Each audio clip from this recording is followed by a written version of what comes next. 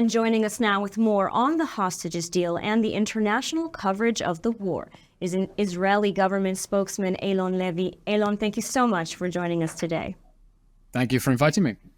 So our first question is, we're hearing, about the hostages deal, that the hostages may not be released today. I mean, what can you tell us about that? That we have reached an agreement to secure the release of 50 hostages, women and children, in exchange for a 4-day hostage release pause.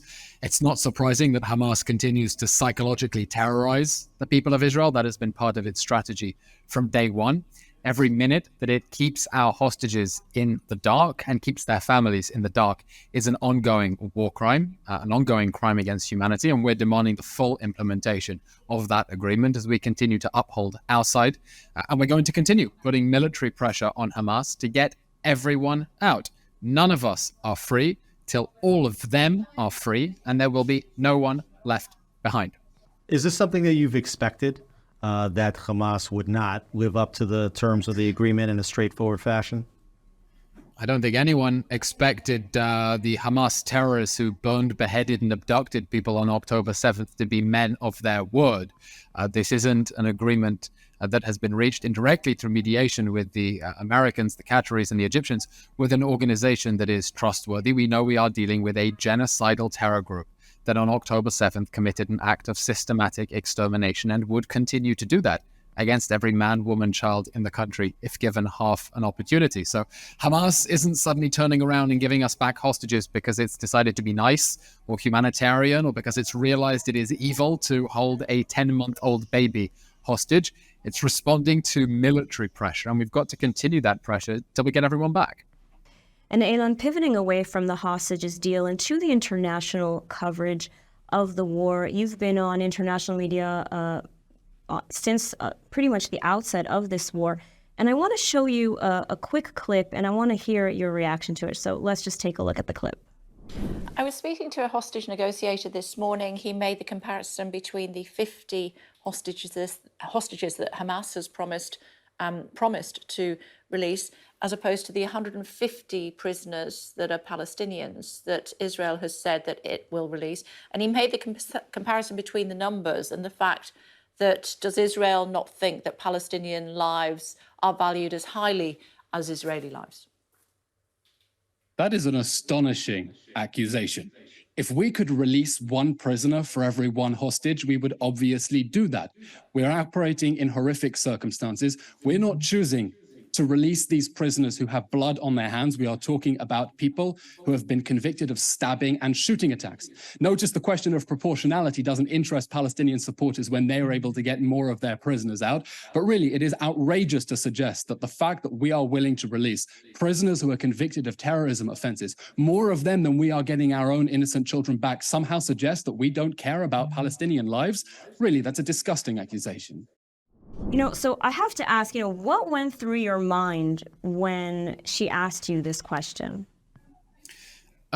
Disbelief stage by stage. I think I understood by the middle of the question where she was going and was bracing myself to see whether she would actually go there. One of the more bizarre questions I have heard in any interview. She doubled down afterwards and said her job as a journalist is to confront interviewees with difficult questions and controversial opinions, and I would completely agree, but I also think sometimes the media need to filter out some of the nonsense and more outrageous allegations and not take things in such a silly direction. I think you have a wonderful example here of the sort of cognitive dissonance where when the facts don't fit the overarching narrative that people have, they stick to that narrative instead of changing their mind about the narrative, in order to adapt the facts.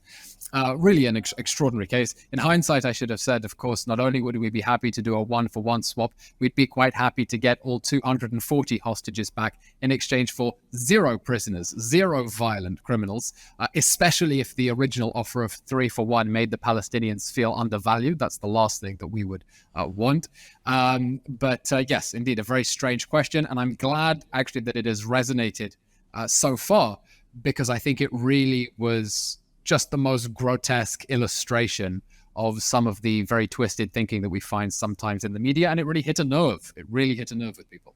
Yeah, that question became a meme of sorts on social media, and you've had a different approach than many Israeli spokespersons over the years. You're much more direct. You're much more combative when you're receiving combative questions, and you've even taken to social media and you've used Twitter and put all kind of sarcasm and satire on your Twitter feed and developed a lot of followers. And since this war has started, tell me about if that was strategic. Is that a new approach that Israel's taking? Is that just you doing your thing? How are you dealing with this war? I think Jewish history teaches us we always have a choice. We either cry or we laugh. And I think whenever there is an opportunity to shine a light on the absurdity of a tragic situation, we should do that. Personally, I've always been very drawn towards sarcastic humor, towards satire. I think it's a very effective way of getting a message across. And I think it's a very important way to make certain points really resonate. You can't just state the facts. Sometimes you have to shine a light on how absurd something is to make people wake up and realize that actually a lot of the stuff that they're hearing, a lot of the stuff that is being parroted is not normal. It's completely left of field. And using humor is a very effective way to do that. And you've been on international media outlets around the world. I want to ask, how fair do you think the international coverage of this war has been? It really depends on the media outlet. I think a lot of the American media has been extremely fair, from the left-wing outlets, MSNBC, CNN, through to Fox News, News Nation, Newsmax, very fair. Even the tough questions are always understanding. A lot of the British media has been quite hostile sometimes, and the Irish media is something else altogether, because sometimes they just approach it through a very specific lens. And that lens informs their coverage and their basic assumptions. I've had interviews where I'm told, Hamas has been begging to give back your hostages for 5 weeks now. Why is Israel only just responding to pressure to get their hostages back, right? And you have to say, no, let's take a step back. Hamas didn't want to give the hostages back. It's responding to pressure, to unrelenting military pressure. That military pressure is going to continue when Hamas stops giving us back our hostages. It's not like Israel had to be pressured into receiving children back. And so it can be very challenging when you're not only supplying information and facts that fit a narrative that already exists, you're having to try to just shift the way that people think completely about the situation. And often that's because they're interpreting the situation through the lens of their own conflicts. In Ireland, for example, they view our conflict through the lens of their own conflict. They see themselves as being the indigenous people whose lands were expropriated by settlers, and they look at Israel and they apply their own experience with Northern Ireland and Britain, their own narrative about that, onto the Israeli case. So it's very difficult because they're also very emotionally invested in that narrative as well. It's an intellectual and an emotional thing. Well, certainly modern warfare is also taking place in real time on the media, in addition to on the battlefield. Can you tell me what it's been like to get information in real time, either from the government, from the IDF, how you've managed to work, and what's it been like working with politicians that have come together to unite from different sides of the political spectrum in real time during this war? I'm working here as part of the National Public Diplomacy Directorate. Just in the room next to me here, we have all the big authorities sitting around the table, the army, the foreign ministry, the police, everyone, all making sure they're on the same page. As I say, it's important to make sure, the left hand knows what the right hand is doing. And therefore, we're able to get the data that we need in real time. And if there's something we have to check, then there's someone who's only one phone call away from the source of the information. But of course, we're playing a different game from Hamas, because Hamas knows that it can throw out any old lie, any old propaganda. The world will parrot it. And when it's proven that Hamas is wrong, no one learns their lessons. Just like the situation with the Al-Ahli hospital. They put out a press release saying that an Israeli rocket strike on a hospital killed 800 people. The sun came up in the morning. It wasn't a rocket. It was an Islamic Jihad shrapnel. The hospital was still standing and nowhere near 800 people were killed. And despite that, the media continue to parrot Hamas's claims, sometimes attributing it to Hamas, sometimes not. I saw a push yesterday from The Guardian Hamas to suspend ceasefire deal until Israel lets aid into northern Gaza. A complete lie, because aid was getting into northern Gaza. That was a Hamas lie they didn't even attribute.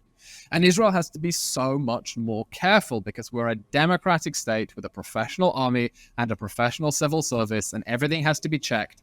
And that accuracy is sometimes at the expense of speed, as we saw with the Al Ahli hospital incident. Israel could have put out a knee-jerk reaction immediately and denied it was us, because obviously we don't launch airstrikes on hospitals. But they wanted to check the information, they wanted to check the trajectory to make sure everything was right. And it took a few hours until we got the answer out. And I think everyone understands now the truth of that situation. But it took time to get the truth out, and in that time, the lie was able to get halfway around the world. Well, Eylon Levy, all we can say is to keep up the incredible work that you are doing as the Israeli government spokesperson. And thank you so much for speaking with us today. Thank you. That's very kind. Anytime. Keep safe. Thank you.